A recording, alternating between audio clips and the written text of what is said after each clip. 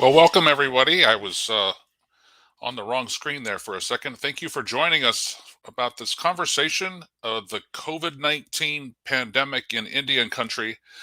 Just when we thought things were getting better, the latest stories and headlines are not looking great. So we're going to talk about this over the next hour with some tribal leaders from the Great Lakes states, Wisconsin, Minnesota, and as well some community members and others. So thank you so much. This is part of the We Can Do This Indian Country campaign, sponsored by the U.S. Department of Health and Human Services and a number of local partners and other partners such as the Indian Health Service, all trying to promote a conversation about COVID, right? This isn't about someone with a lab coat or a stethoscope telling you you've got to do this. This is about how do we talk about this and talk to our relatives who haven't been vaccinated about the benefits of doing this, right? Right now, with the spread of the Omicron variant, that's what the headlines are talking about. This new variant, not Delta, a new one, Omicron, which is said to be doubling in just a number of days. That's how fast it's spreading. So it spreads faster than Delta does. We don't know yet how severe illnesses and hospitalizations will be, but the trend lines are that could be just as bad as Delta was. And as we go into the winter season, right, where we're all indoors and congregating with not the greatest ventilation, because ventilation is key here too, to keep the virus in the air from spreading rather than settling on each other.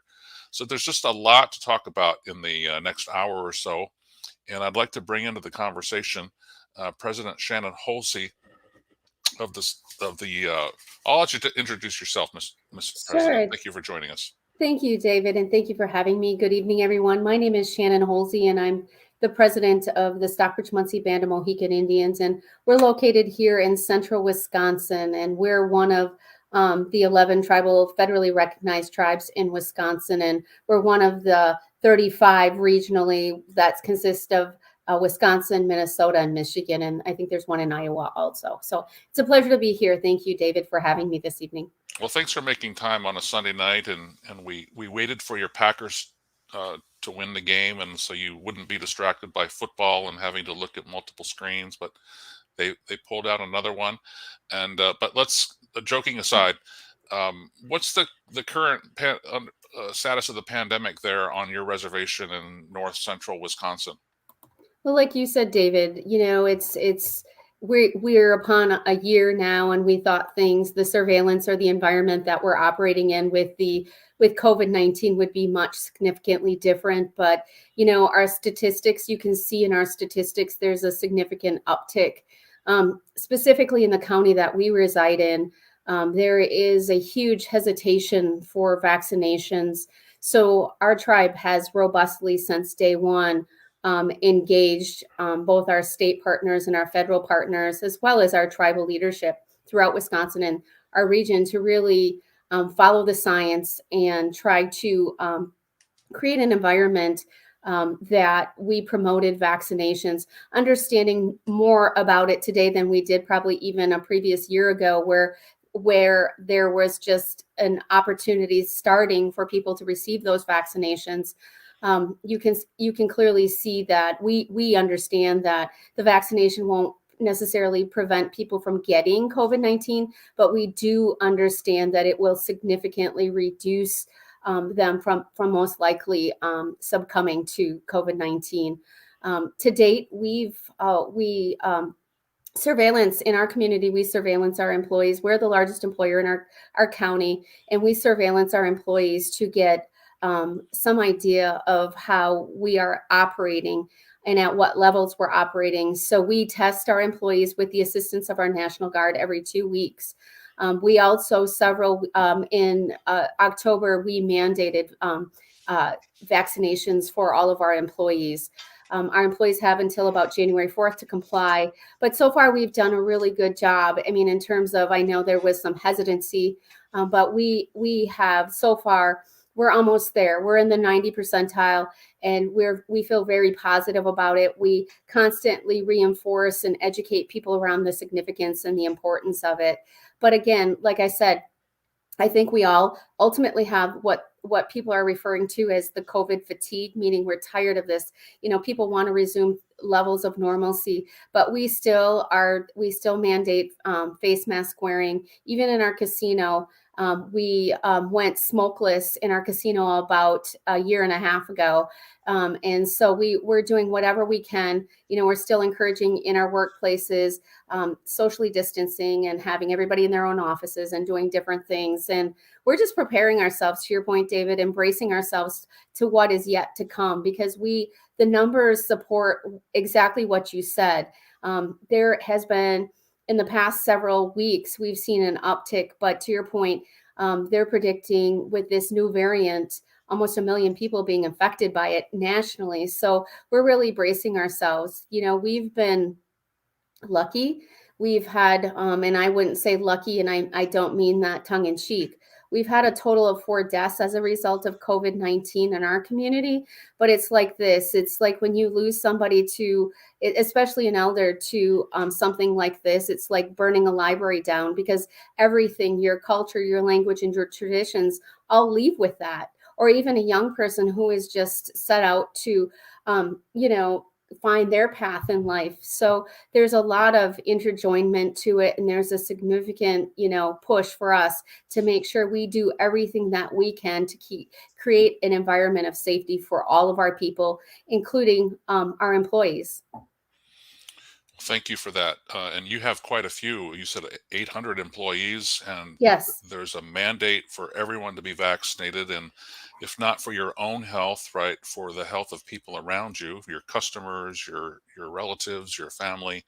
And literally, as we started tonight, I went to my Facebook page. That's why I was looking away to share this link to the conversation we're having. And the top of my top of my feed was a cousin whose father, in his 70s, was in the hospital for something else, and they tested him positive for COVID. Oh, So, I mean, this is touching all of us in some way. And we understand the politics, right? You're in one of those purple states that's, if you go to the cities, it's going to be blue, and if you're in the country, it's going to be more red. Uh, state legislatures have passed laws telling governors they can't do mandates. Just a lot of political stuff that might have. No one likes to be told what to do, right, but if this is a pandemic of the unvaccinated at this point, right, which is what a lot of the health experts are saying, if you're not vaccinated, you're more likely to have severe illness or be hospitalized and to transmit the virus more likely. So the data are showing that there's a lot of reasons to get vaccinated, and yet still so much hesitancy. How do you how have you talked to some of your employees, right? What's the leadership there done to say, hey, uh, how do we have a reasonable conversation about this and even agree to disagree, right? right. I think that's just it. Diplomacy is always, necessary, because to your point, David, it can become very politicalized. But, I always tell people this isn't a political issue, this is a healthcare issue. And for a tribal nation as small as mine, we have about 500 living on reservation, and the rest of our citizens live throughout the United States. But there is a commonality or a common theme among many indigenous populations, of that the health underlying health disparities that exist in Native communities. And so when you are faced with another challenge like a variant or COVID-19 virus, it can exasperate, and it to your point, it doesn't just affect the individual, it affects an entire community, or it affects, we like to think of our employees as our family, and we've treated them since, we closed 3 times, we paid them, we made sure they were protected and not harmed. We did so many things. So I think with that, there is that expectation that you're going to do it just as you had said earlier. You vaccinate, of course, for yourself, but it's for others around you. It's to create those environments of safety.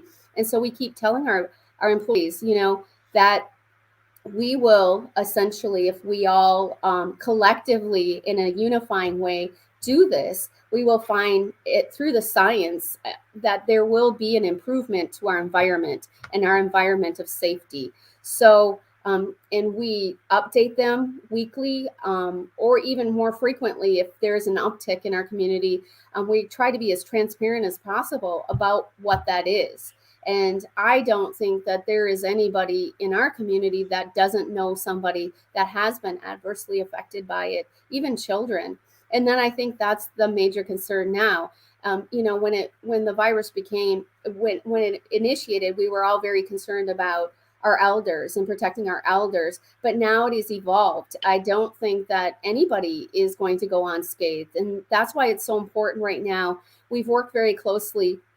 We went so far to post billboards on the highways to enlist people. We called the sheriff's department, we called the local law enforcement when the vaccinations initially became available, and the schools. There's every school in our county we called, and we said, hey, do you need to get vaccinated? We would like to offer that to you if we're able to, if you would like it, because our children attend your schools. We, you know, anybody that was a public servant or somebody who worked in the general public, we offered that because we felt it was going to be the best thing for us. You know, I think people have the misconception, you know, as a sovereign nation, you know, you still interact and you engage in your respective, your neighbors and your community at large. So it's really critically important that you engage them. If it's something that's important enough for your citizens and your employees to get this vaccination, it would be equally as important for your school teachers and anybody else to get it. So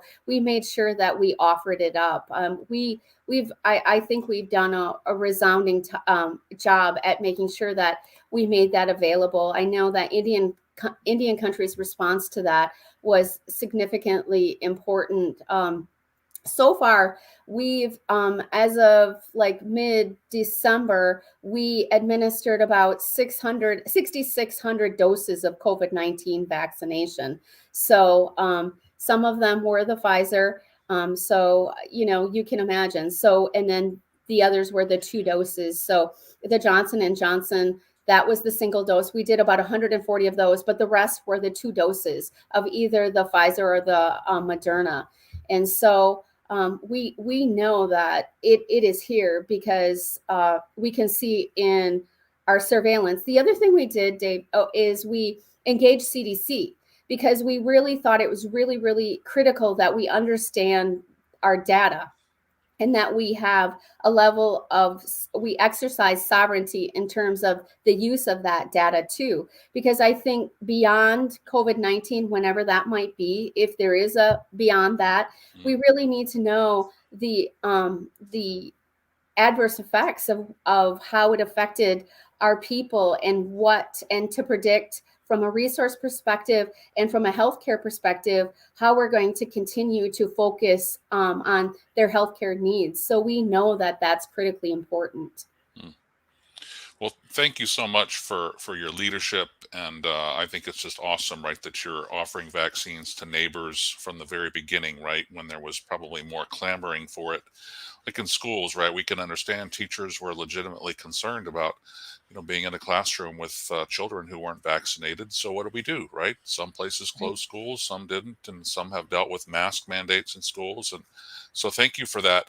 This is part of the We Can Do This Indian Country campaign, and there's more information at wecandothis.hhs.gov. And as an example of some of the messaging and resources aimed at Indian country from the campaign, subcontracted by the Native American advertising agency G&G Advertising. I wanted to play just one of the radio spots that's been out there that talks about having this conversation with each other regarding COVID-19.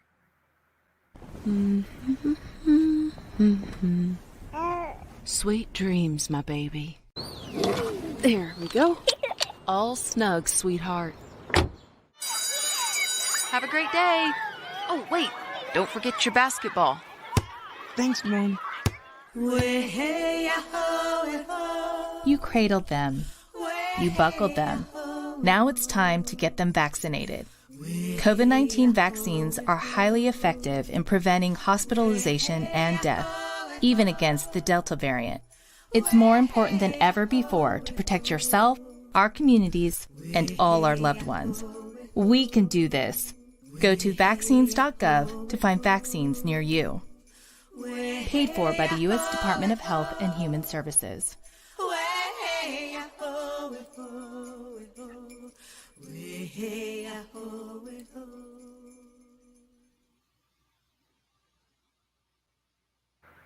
Just an example of some of the resources from the We Can Do This Indian Country campaign. Let's keep the dialogue flowing. Talk to everybody about the importance of getting vaccinated, not just once, not just twice, but 3 times, right? Being fully vaccinated now means that you've had your 3rd shot of the Pfizer or Moderna vaccine, and with the J&J, the 2nd shot. And for those of us who got vaccinated back in the spring of 2021, it's now time to get the 3rd shot. And a lot of people are saying, let's not call it a booster because you need all 3 to really have the full effect of the protection and the less likelihood of transmitting COVID. Let's bring in President Holsey, another of your tribal leader colleagues from the Great Lakes state of Wisconsin, Robert Pilot, who's a legislator for the Ho-Chunk Nation, based there in central Wisconsin, not too far south of you, uh, on the road. Oh, I don't know. Yeah, you guys are really close. You could almost play if you hit your one driver, Robert. You could probably hit it over there toward President Holsey. You haven't seen me hit the golf ball lately, David. Probably go a little to the right there. But Pini Gigi, thank you so much for having me on. Hu Ho Chunk Raja Wakunja Hade Hinga Dana. I just said greetings. I'm Ho Chunk and my name's Distant Thunder. Thank you for having me on the show, David. Well, thanks for joining us. What's the COVID been like in Ho Chunk, Robert? I know you all are dispersed with several different uh, land-based communities across Wisconsin. What's it been like? Well, I can tell you what's happening in Wisconsin over these 2 years, and we've had over 1,100 cases, 81 hospitalizations, and 21 deaths. Uh, we have about 5,000 enrolled members in the nation in Wisconsin. I'm a District 4 representative, and I represent everywhere, including the moon and Mars, except Wisconsin. So that's my base right now. But I have numbers for Wisconsin specifically, and also one of the things I'd love to add to the conversation is what this is doing to our medical people in Ho Chunk Nation.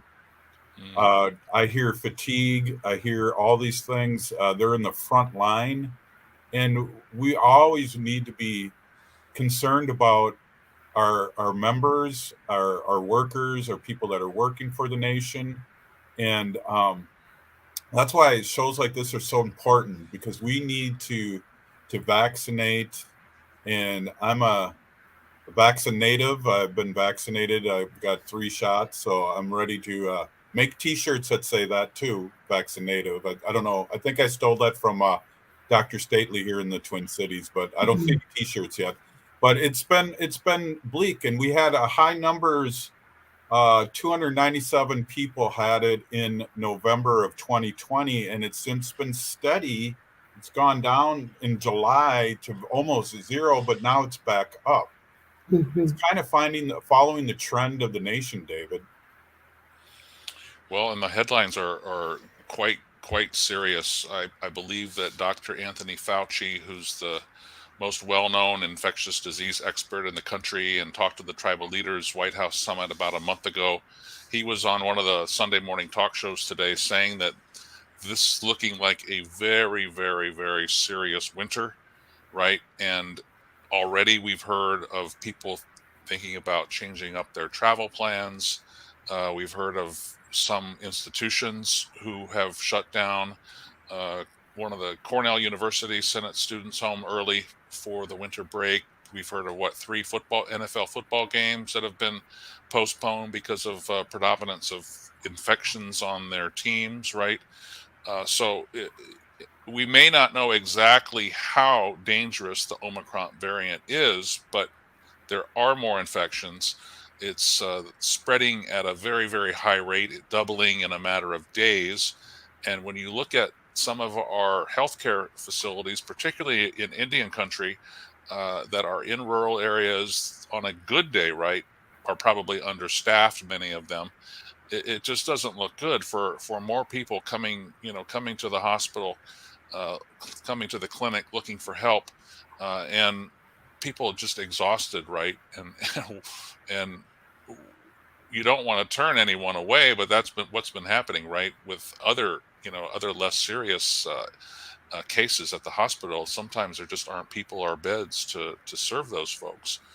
How do you in Wisconsin with there is polarization, right? The state legislature, I believe, is controlled by one party, and the governor is a different party. And yet, President Holsey, you said that the National Guard had helped you all out with vaccinations, which is probably what connected to the governor. and maybe the executive branch being more, I don't know, but that's awesome that there seems to be some cooperation in your neck of the woods.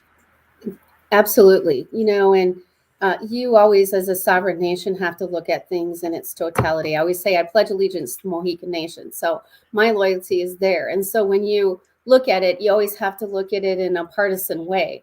And so for me, it was just, initially the scarcity of resource and how can I bring my nation to a level of safety. So you have to be a diplomat, and you have to go out and you have to negotiate different things. Because initially, when the vaccinations rolled out, you had a choice of going through IHS or HHS.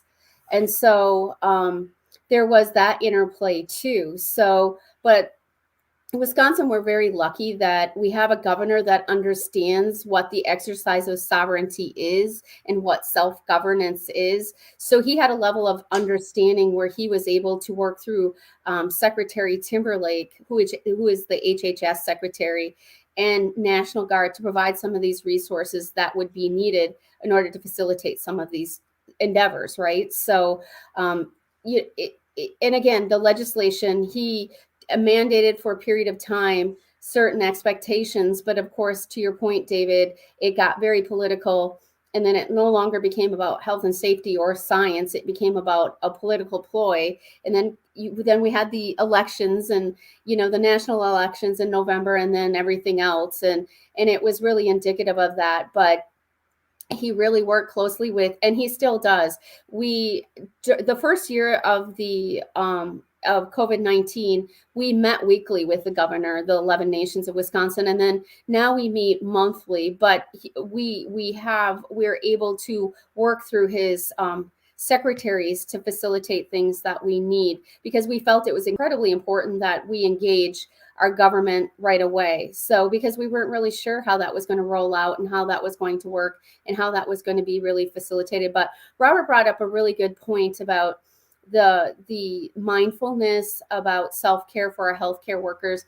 I think something we critically need to address too, and is sometimes stigmatized, is mental health, behavioral health in Indian country, just generally speaking, because there's, there's the uncertainty of this virus, and then everything else that comes along with it. And then the isolation created by it, right? Because you're not able to, and especially now this time of year, we're coming upon another holiday where I'm going to have to tell my people, please don't gather, don't do these things, And so we're trying to find ways in which we can connect to people. So we've seen a really uptick of behavioral health. So we've expanded telemedicine and different things, because to your point, David, that is a scarcity of resource too that's not necessarily available, because you have people pre-pandemic that had these issues that were trying to address them. And now I think it really has exacerbated the whole issue. So, and especially with young people, so we're trying to figure out ways to message them, to find resources for them, even our elders who are too afraid to even leave their homes. How do we connect to them? So we're doing things like offering up iPads, offering up different things so that they can connect and they can FaceTime. We check on them. We do different things, but there's no really strategic roadmap for this. You're just sort of dealing with it as it comes along, and you're trying to address it as quickly as possible. But to Robert's point, there is a significant amount of burnout, I think, by everyone. So we're trying to find that balance, to your point. Thank you. Definitely. Let's bring into the conversation, I hope you can stay with us, Madam President, and if you need to run, we understand. Legislator from the Ho-Chunk Nation, Robert Pilot, please stay with us too. But let's bring into the conversation Dr. Adrienne Laverdure. And so good to see you, Dr. Laverdure. And I know that you've been working in northern Wisconsin for some time now, and I've actually followed you on Facebook, right, where you've actually been very, very, very, very real, right, and very even emotional at times in what you've been confronted with from day one.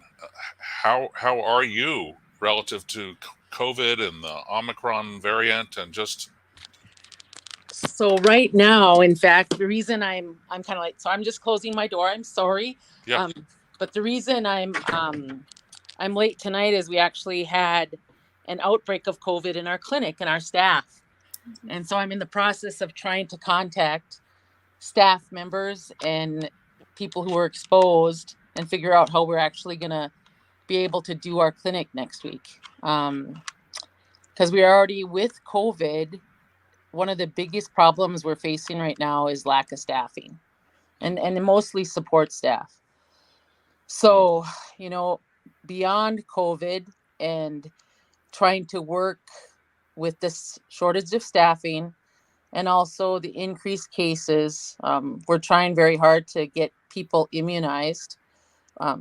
Initially, we actually were immunizing about 400 to 500 people a month at a pace where we finally got most people immunized. And now we're giving boosters and then trying to get our little ones 5 and above with their initial immunizations. So not burnt out yet, but as everybody is, I think, is just getting really tired of COVID and, trying to stay up on the information sometimes can be overwhelming. It changes so much. And working closely with the Indian Health Service and our Bemidji area office to try to keep up on the immunizations, trying to make sure that our vaccines are staying up to date, trying to make sure we have enough vaccines, along with keeping our staff safe and our patients safe. I've been in Bad River for a year now. Before that, I was actually at Peter Christensen Health Center and also Howard Young Medical Center for 24 years. And at the beginning of COVID, I actually was at the hospital helping them with admits, helping them build orders, and basically trying to learn as much information on a daily basis. And it was difficult. It was very difficult. And being out here more rural and not having the resources I had even at P. Christensen makes it a little bit more harder. But working with a good staff and having a really good support from our tribal council has helped a lot.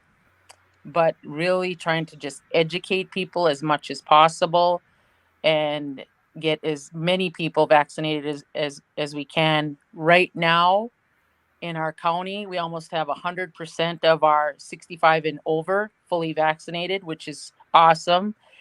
Our lowest vaccination rates are probably in the 5 to 11-year-olds, but we're trying really hard to get them vaccinated. And right now, the tribe is actually put in place that anybody 5 and above can get the incentive. So if they're fully vaccinated, so that's been keeping us really busy. That's like a financial incentive. Oh yeah. So Nice. Right now, anybody 5 and above who gets fully vaccinated within the tribal members gets $1,000. Yeah. Nice. Well, that's awesome. Yeah. And Ho-Chunk did $500 for each person that was vaccinated. Yep.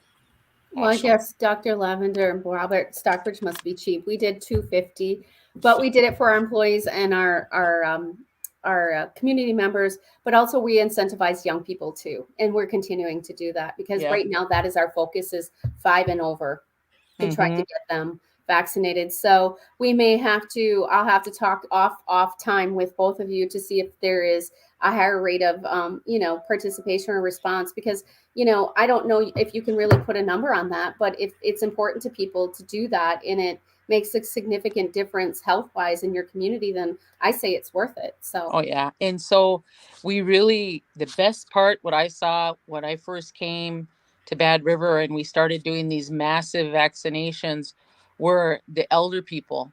They were all coming in. We were enlisting them with videos and having them doing videos and posting the videos to the sites, and then just talking to them about getting their children in. And so we did a lot of education even before that.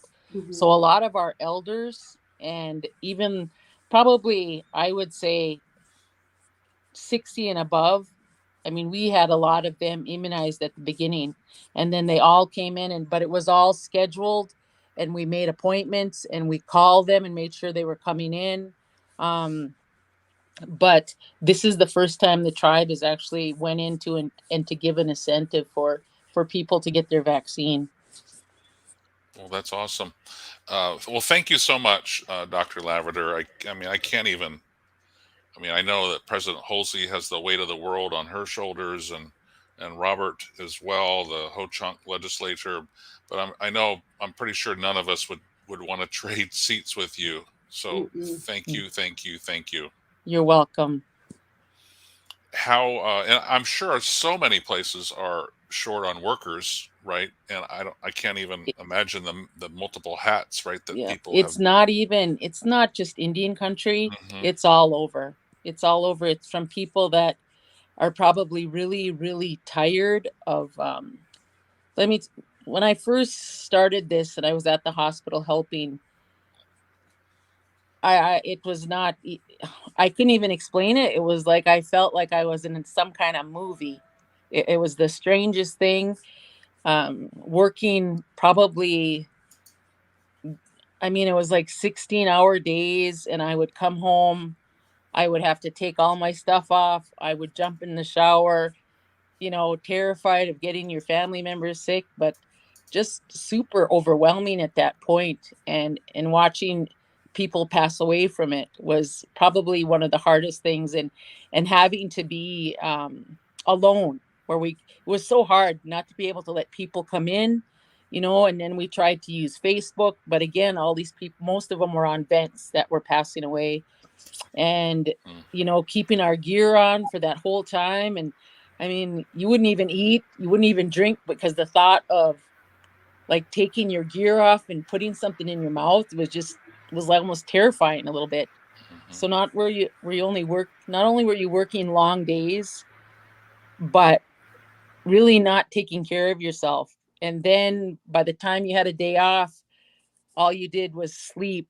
And then by the time it was time to go back to the hospital, you were just now recovering.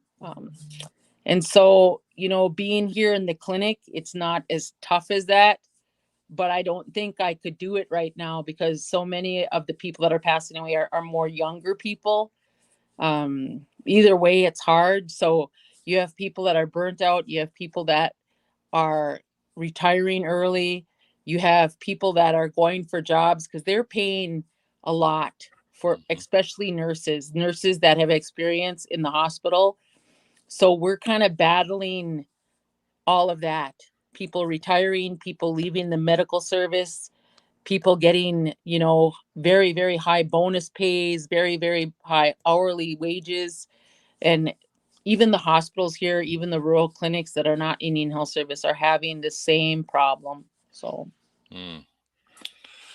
Wow. Well, I wish. I understand that President Halsey has been baking all week, so maybe you need to send some cookies that way. I will do that. My goodness, my sister is a nurse, but she hasn't had to deal with COVID. She's been in another unit, and but everybody, right, in a hospital setting has had to be on edge and think of things much differently in the last year and a half or 2 years.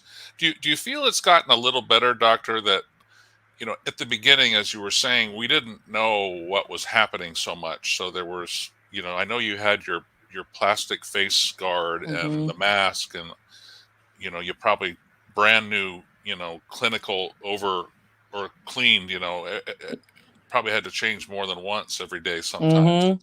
Is it gotten a little better in terms of we kind of have a better sense of transmission and so forth? So at the beginning, we didn't know how to treat it. And I could remember just, sitting there initially and going through tons and tons of paperwork, tons of trying to, access people that I knew around the country. We had like these talking circles with different doctors. We were sending like tons of information together. And it's amazing how, it went from, okay, this is a virus, we don't know how we catch it, it's on surfaces, it's not really airborne, to okay, it's airborne, and this is how it gets into your cells, and this is how it affects you. And then to go from, um, you know, how we treated it with like, we were using very high pressures to like, I remember reading that article the first day where they said, okay, you have to treat it like high altitude sickness. It's not high pressures. You need to give them high oxygen. And that was like a turning point for us where we started learning more and sharing more. And we started learning how to treat it better, because at the beginning, it wasn't very successful, and we were trying to give these people very high pressures on the vents, and it wasn't working. And you know, we were giving them vitamins, we were giving them antibiotics, we were giving them steroids, and then we went from that to giving them high oxygens, to turning them on their bellies, to okay, you know, and then using like steroids only if we needed them. So it's amazing how much we had to learn in that little amount of time. And it's sad because the amount of people we probably lost, but I don't know if at that time we could have saved many people. And it was scary because you could have a 90-year-old come in and not do very bad, and you could have a 30 healthy-year-old person come in and get very, very sick and not live. So I mean, at one point, having a person come in, he looked fine. He said, I just wasn't feeling good. We checked his oxygen and it was like 70, and he didn't even like realize it. And those were the ones that were ticking time bombs. They didn't do well. And so to me, it was constantly learning and everything changing, but trying to work together while being really scared. Because again, you know, you're dealing with a virus that at first they said it was on all surfaces. I remember when everybody was washing their groceries, and I wouldn't even bring any of my clothes, nothing in my house, and we'd leave it outside. Even in the winter time, I was taking my stuff off in my garage and leaving it in this basket where we'd leave it there for a couple of days, and then I'd use gloves to throw it in the wash because we didn't know. And so to this point, we do understand it more, I think. We still don't know why some people get so sick and some people don't. It's amazing to me. Also amazing to me is the long haulers that we see, and how it affects some people's even mental. Some people's with really start getting anxiety, start getting phobias, start getting depression. It can cause high blood pressure, severe fatigue. I mean, just the strangest thing. I still know people that haven't got their taste or their smell back. So that part we don't understand as much, but we understand how it gets into your body and how it affects you, who's more high risk, and how important, number one, getting the vaccine is. You know, we have other avenues like the antiviral pill that has not been okayed yet. We also have the like the antibodies we can give people, but again, the vaccine is probably the most important thing we can do. And it wasn't, I know it's probably hard to follow all the developments, as you said, but I thought there was something in the last few days that they were not sure that some of this antiviral pills and so forth were going to be effective against Omicron. And I think the federal government was kind of holding on to those pills, and they don't have a lot of them, but I guess they've changed their mind and are going to send them out anyways because of the huge surge that a lot of people are seeing. Go ahead. So right now, even up here, we're considered, and I don't know why. That's another thing. Up here in the Midwest right now, we are having such a surge of cases, and we're considered like critical caseload in Wisconsin, and and even where I'm at in Ashland County, we are considered a high transmission rate. And, our biggest concern we had, like if we were to get into our clinic, into our staff, we'd be very limited or be taking care of people, and we're trying very hard not to close our clinic. So again, it's mostly Delta. They have seen some of the Omni variant, but mostly Delta still. I haven't heard any Omni variants that are in our county, Ashland County, and they are testing people. So I think that's the only thing that makes it harder is day by day. How can we, number one, keep our community healthy and educated and immunized? So. What are you other tribal leaders seeing in terms of your staffing and your healthcare facilities?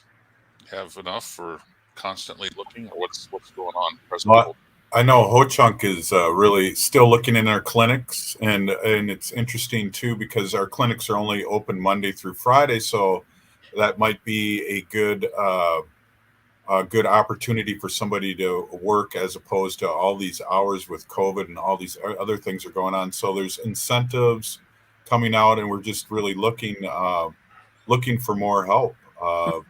As the doctor was speaking, I just couldn't help but think of all these people in the last 2 years that have not been able to go get their colonoscopy or things like that is preventive and isn't being counted as a death per se with COVID because it is an indirect action because of COVID, because the medical people are so overwhelmed and it's hard to get in there. And I mean, here in the Twin Cities, we're full. Our hospitals are full. They're bringing the National Guard in.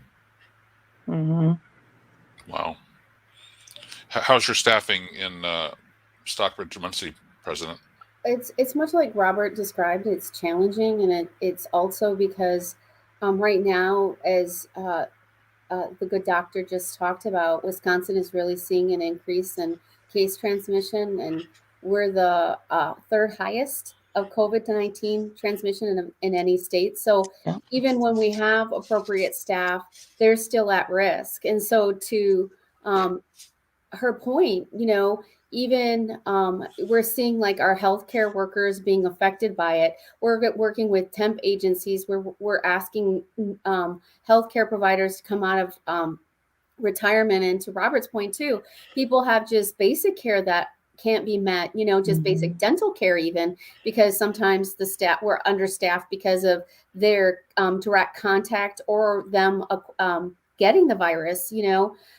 Wisconsin averages about 3,500 new cases every day. The county that I live in we just had 246 cases of COVID-19 last week, and that number represented like 45% increase in the number of cases compared to the week before. So we're very concerned. We're very concerned for a number of reasons. Have all of you heard of institutions and other places having to go, we're closing or we're pulling back or not quite shelter in place, stay at home, but what's been the response in terms of services? I think most places are trying to stay in service. I think having telehealth is an option for people.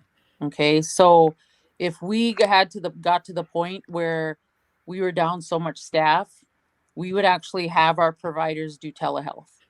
And so with that, at least you're reaching out to people, especially like our high risk elder people, and talking to them.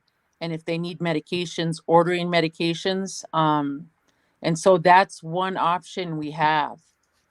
If again, because we're having such, because right now we're one support staff to one provider. So if we lose even one or two support staff, that makes us very difficult to stay open and to continue to see patients. If we lose like one of our front desk people, that makes it so losing one person puts more, then you have to ask that other person to take on more. But it gets to the point where you got to look at patient safety too. But we're really going to try hard to continue to have some type of contact with our patients and make sure that their medications are getting filled. Thank God Bad River was smart enough to actually, when they built their new clinic, they actually built a drive-through pharmacy. Mm-hmm. So it was very smart for them to do that. So we're Well, able to still give our patients their medications. right. It's interesting. This is sort of an aside, but I looked up your clinic there, and it so happens it was the architect was your brother, right? Yes, Michael. That's wild, and it's a really beautiful place. I Mm-hmm. went up there right before it opened. What, about 5 years ago? Yeah. And your son, and you've got other relatives in healthcare. Yes. So my son is actually Ken Bernard. He's an ER physician, and he lives in Virginia now, but he actually was working in Ho Chunk and Hopi this whole time. And him and initially he was working for Tuba City, and then he developed a locum company with some of his friends, and that's all they would do is actually staff all the ERs within Hopi and Navajo country. And wow, I can't that experience with him going through that, and he was in the thick of things. I was after the ER most of the time. Sometimes I would help in the ER, but most of the time I was on the other side. And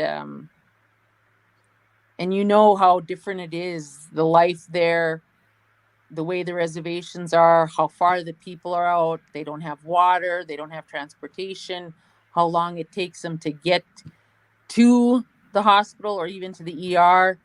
And sometimes hours and hours it would take him to get somebody transferred, and he would have to check for all the states around him. And it really gives you a different perspective, and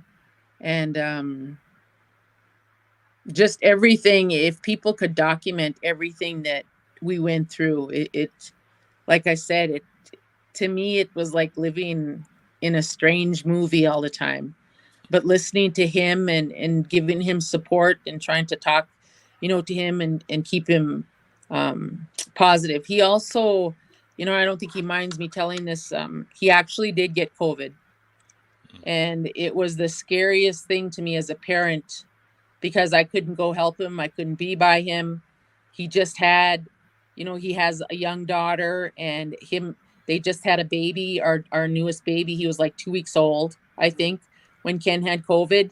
And he did everything he was supposed to. He isolated, he wore a mask, he isolated within his home, and nobody else got the virus. But it took him a long time to recover from it. He actually is a triathlon athlete and a strongman, I think they call it. And it took him a while. He had, I think, some long COVID or long hauler syndrome from that. And he really has not competed at that level right now. And he still, that whole experience was something different. I wish he could have been part of the presentation tonight, but he just started that new job. They just moved to Virginia. So, well, maybe down the road. Well, maybe we'll get past this and we'll never meet him. That'd be better, yes. huh? Well, David, I just got to say that I really appreciate the show, because as I'm listening and reliving this whole process of COVID these last 2 years, I mean, I used to be a high school teacher, and you think about the students that are in ninth grade right now haven't had a regular school year since seventh grade. So keep on going backwards with that. The seniors haven't had a regular since ninth grade. Things like that we forget. And so thank you, Doctor, for bringing that up, because I remember Navajo Nation not having water and being hit so hard. And we have to have shows like this, David, to bring this back up, because I think the news has gotten COVID drained too, because we only see the numbers and it's another day, and we were all hoping for a miracle, and the miracle did come. It was the vaccine, and we got to remember that, because there's some people that won't take the vaccine, and it's to protect people, and that was the miracle that was coming, and it's here. So I really appreciate this show that you're having, David. Yeah. Agreed. And I appreciate that too, Robert. I think you said it best when you said the adverse effects of that. Like, we're not thinking that 2 years ago, wherever you were at, especially as a young person, you probably haven't even matured. When you go, when you have that social interaction and you have your peers and you go through school, you develop and you grow. And when you're isolated and you're not able to do that, because some of our children just returned to school in person, and may again not be in person.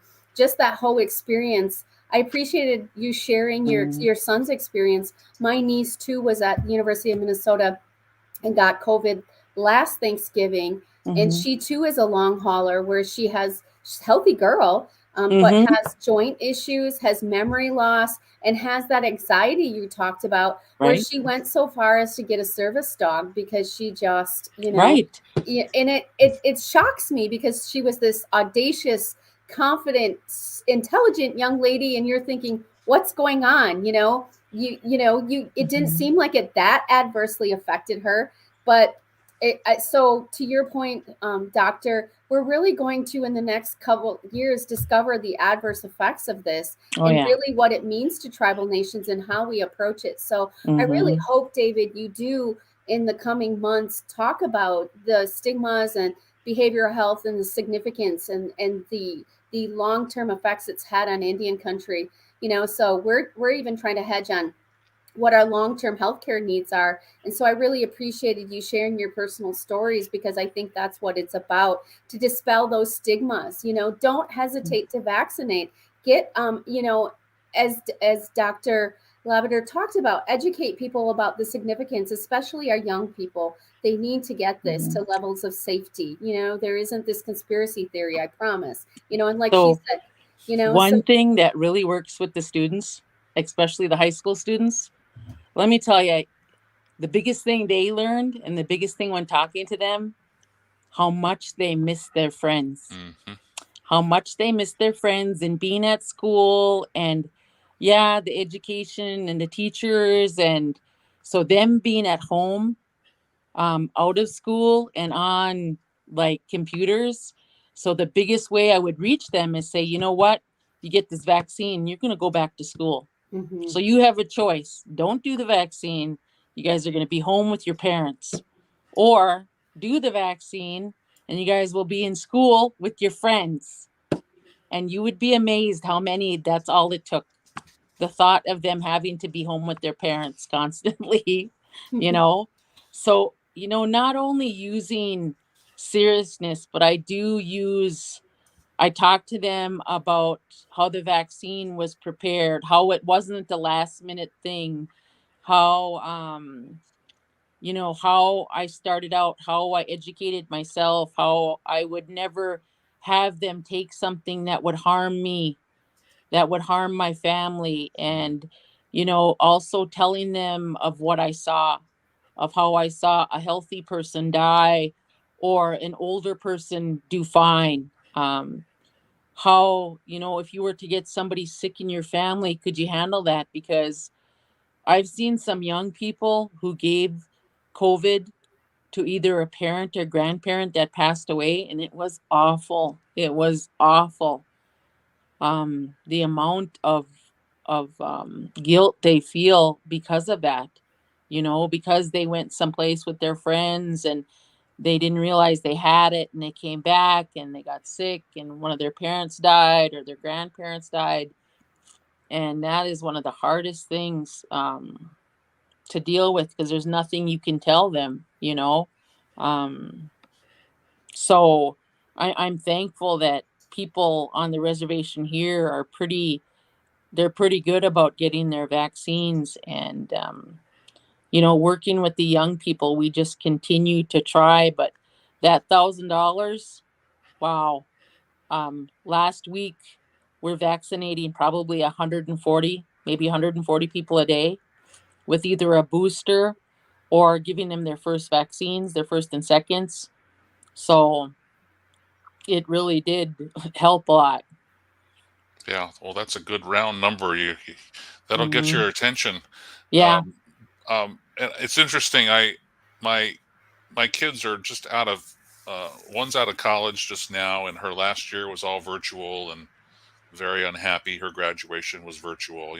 4 years of college, and then Mm-hmm. the younger one's a sophomore in college, and her high school graduation, 2 years ago was the same way. And the younger one's a soccer player, and I went to go hang out because I'm a video person on the side, and I had offered for her old high school team to do a video for them, trying to capture some of their highlights to play at their end of season celebration. And it's funny, many of the girls on that team, playing this year where they had a normal season, said what they missed most from the year from 2020 was they couldn't have any social activities as a team. They couldn't go have pizza night, or couldn't do anything off the soccer field because the schools weren't letting them do that. And they all talked about how they missed that, right, more than not playing games so much. So it's so true about the social connectivity that all of you have been talking about. And I wanted to play, let me play one more radio spot, and then we'll come back and we'll have our final comments. As part of this We Can Do This Indian Country campaign, there have been some messages developed by G&G Advertising, a Native American firm based in Billings, Montana, and Portland, Oregon, that have spoken exactly to that, Dr. Lavender, that fear of passing the virus on to vulnerable people in your family, particularly elders, and who wants to be responsible for that, right? So let me play just another snippet from the campaign, and then we'll come back and we'll have some final comments. Hello? Hello. Hey, who's this? Who's this? It's your Auntie June. Oh, what's up, Auntie? Your drum group. Were you practicing last night? Yeah. It's a little quiet. What? How many people are in it? 6. Ah, I thought so. It did not sound like it last night. Sounded like dog water. What's that supposed to mean? Jokes, Sonny, jokes. But let me just say, we could definitely tell there was the 6 of yous. Well, only 3 of us got the COVID-19 vaccine, so we had to do what we could. Well, as the leader of the group, you need to be that positive influence and help them all get vaccinated. Maybe give them a ride to the appointment, or a call reminding them. Yeah, you're right. I'll let the others know. The vaccines are safe and effective. Plus, anyone 12 and older is eligible to get vaccinated now. Attaboy. Now start making those calls before I do. No way. I'm on it. We can do this. Go to vaccines.gov to find vaccines near you. Paid for by the U.S. Department of Health and Human Services. Auntie June. I literally was at a meeting the other day where one of the people in the circle had an aunt whose nickname was June Bug. Thank you so much, all of you, for joining us. Let me go around and have you offer any final thoughts that you have. Robert, I know you like to.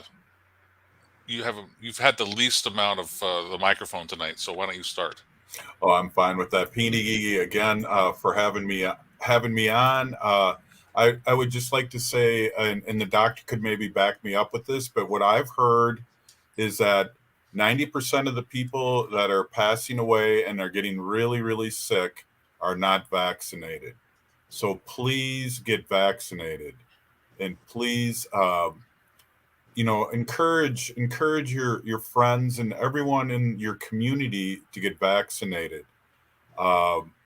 That's all I really want to leave with. And I've been an honor to be here with you, David, and the 2 awesome guests that you had. I just really appreciate that. And it's I get a little emotional because this is the doctor brought me back, a year ago when things were really, really bad. And we've gotten complacent, and that's great to have shows like this. So again, thank you so much for having me on.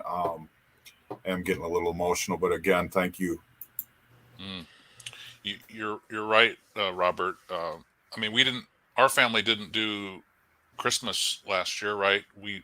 My grandmother, my mom, my kid's grandmother, she stayed home, and same with my dad. He's diabetic, and and has had other health issues. So, you know, we didn't see him either. So, was really looking forward. Actually, I was going to get in the car in a couple days and drive to go see them, and I'm a little, a little concerned about doing that.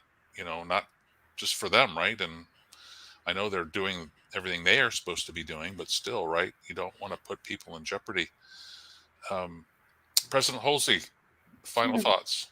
Absolutely. And thank you for that, Robert. I think it's a vast reminder about the significance, and we all have a role to play in getting through this, and resiliency especially has tested our limits these past several years, and the need for adaptation, but really the issue of safety and resiliency, because at the forefront of everything, and especially in Indigenous communities, we put our families' needs and our community's needs first. And resilience really can only be strengthened by expressing our gratitude, and also showing our gratitude by getting vaccinated, encouraging others to be vaccinated, and trying to constantly, as we talked about upon the hour, about remembering the good things in our lives, but about especially supporting those that we love in our family and our friends. And I just want to tell people, please don't hesitate to vaccinate, and encourage others to do so. Share your personal stories, especially those of you that have been vaccinated. And I just want to extend my warmest thoughts and wishes to everyone for a wonderful and healthy and safe new year. And I look forward to moving ahead and moving past this. But of course, I think better days are ahead. But in order to get to those better days, we really all need to get vaccinated. Mm-hmm. I bet you agree, Dr. Lavender. I agree. I mean, from the beginning, from the point of, I can tell you, from going to work in fear every day and coming home in fear every day of giving that virus to somebody in my household, the day we were able to get those shots, oh my God, such a sense of relief. Like I had some control back, and I'm sorry. When I think about it, excuse me.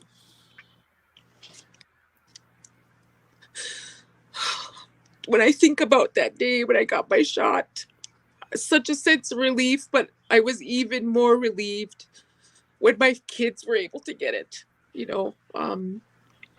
It's amazing when you're in the thick of things and you know that you're going to come in contact with it every day. And the fear of losing one of my children, that sense of relief, I can't explain it that day. I was just so happy to get that shot. And, there was not one person in my family that didn't get it. So, and it was because I think they saw everything we went through. We've lost one person to COVID recently, and she would have been 101 next month, my aunt.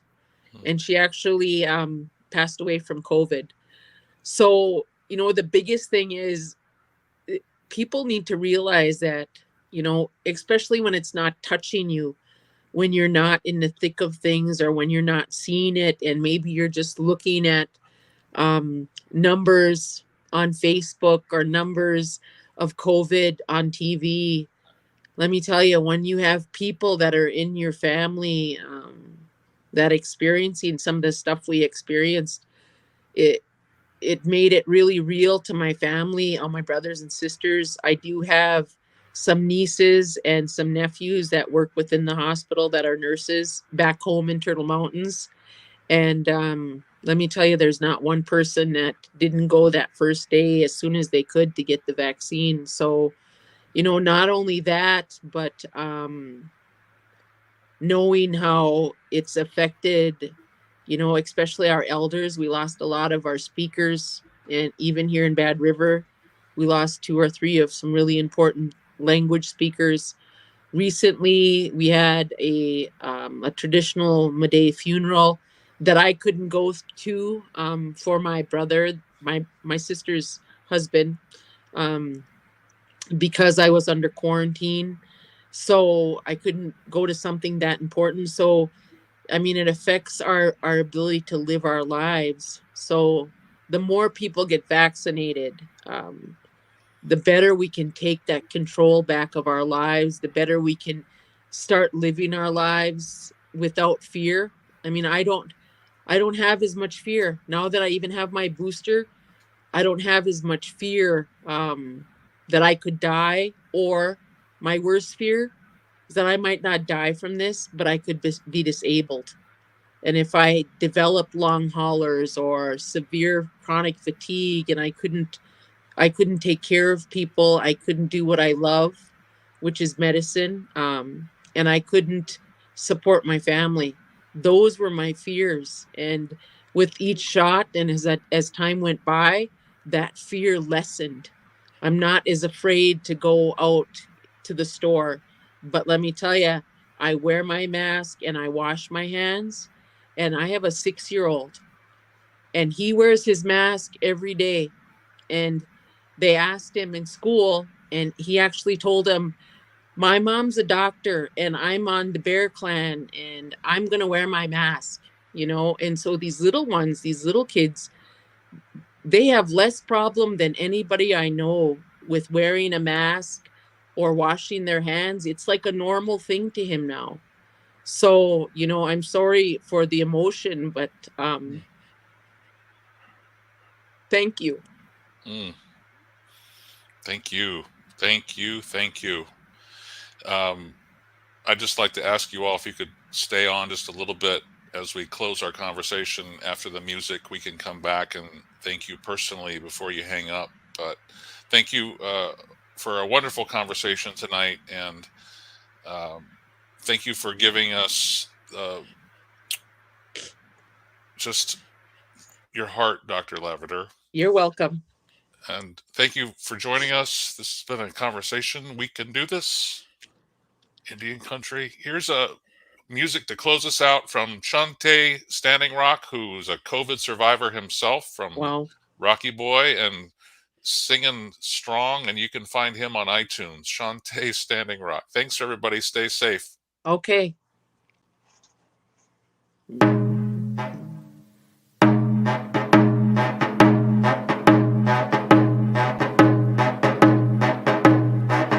Hey,